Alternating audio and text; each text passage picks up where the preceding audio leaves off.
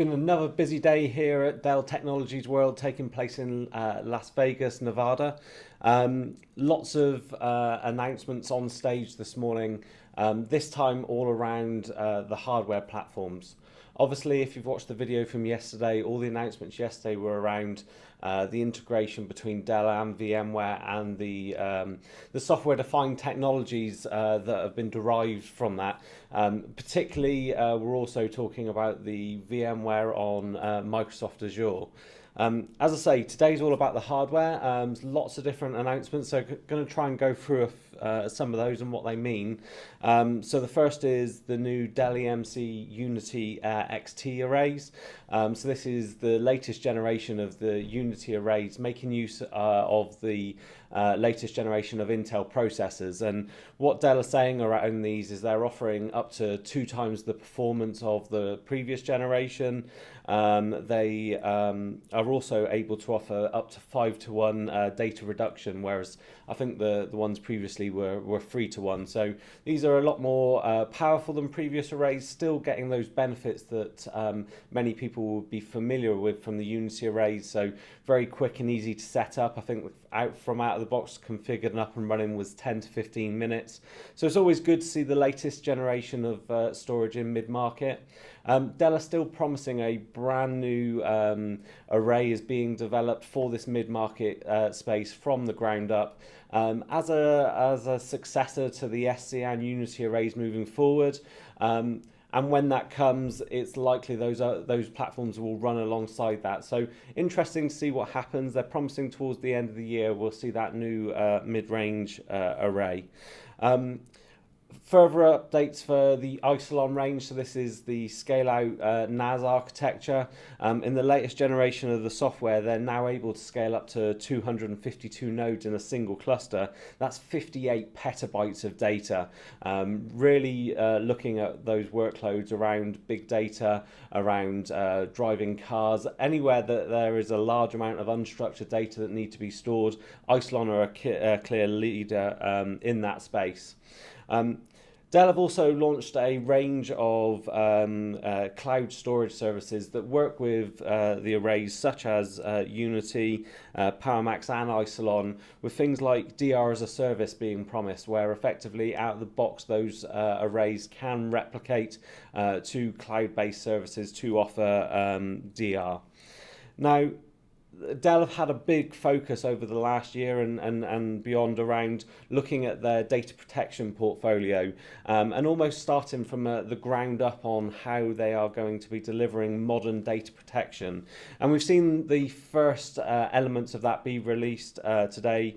It's called Power Protect. Everything is kind of now using this power in the name. And Dell Power Protect is available as an appliance. I think it starts at 64 terabytes capacity up from there, but it's also available as a standalone software. And this was demonstrated on stage, and I think from initial configuration of a data protection job, backing up a whole virtual center environment, it took around 1 minute for that job to be created. So simplicity was key, performance was key. It's available in both hybrid and also for a data protection platform, it's available in all flash as well. So I was really excited by this. I think once the initial capacity comes down, I think 64 terabytes will be quite large for a lot of mid-market customers that maybe I work with, but I think this shows real promise on a platform that is being designed from the ground up, appliance-based architecture, really easy to use, and it also has scale up and scale out based options to grow with the customer's needs and the customer's demands. The more traditional appliances then, the integrated data protection appliances, the DP4400, they've launched a new baby in that range, which will be good for the smaller customers. That's from 8 to 24 terabytes. So those kind of mid-market customers that have maybe got a 3-2-1, a free virtual host, 2 switches, one SAN type infrastructure, a very small robo sites. This could be the ideal solution for you to have a look at. This is using the more traditional data domain and Avamar technology, I believe. But it was really good to see that them further innovating and lowering the barrier to entry with that data protection portfolio. And that's not where the innovation stopped. We also saw further updates to the VxRail platform, particularly a product that is available in sort of public preview, I suppose, at the moment, which is the VxRail Analytical Consulting Engine, or ACE for short. Think of this as a cloud-based analytical platform, much like you can see on the rest of the Dell storage platform, that allows you to get all of the statistics, the performance information related to virtual machines, to the host, to understand the health of your VxRail environment in a quick and easy to use cloud-based infrastructure. Now, if this is something that is interest to you and you want to understand, and you have VxRail, then reach out to your Dell partner or Dell account team to get included with that. I saw a demonstration of that in the Ask the Expert area, and it shows real potential to be a really useful tool, and potentially in the future integrated with the rest of those storage products. I think the remaining thing that stood out was the new Dell EMC DSS 8440 server. So this is a server designed for sort of AI use cases. It's for you with 2 sockets, but importantly, it can have up to 10 NVIDIA V100 cards in it, which will be really useful for processing large amounts of data.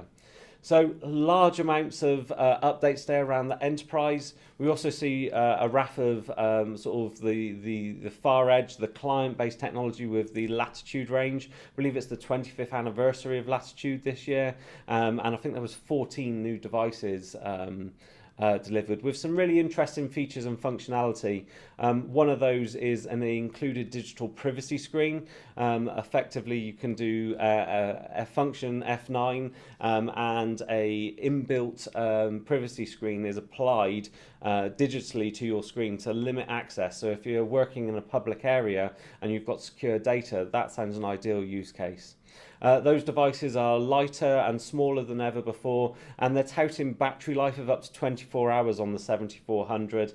I'm guessing we probably won't see battery life like that in real life, but hey, if it's half of that, if it's 12 hours, that's an amazing use case. So it's been a really good day here at Dell Technologies World. So many announcements, really looking forward to digging into them in a little bit more detail. Tomorrow we'll be looking into those technologies a little bit more, looking at the solutions area. So I hope you've enjoyed this video. Watch out for my doodles on Twitter at VirtualizeReal, and I'll speak to you soon.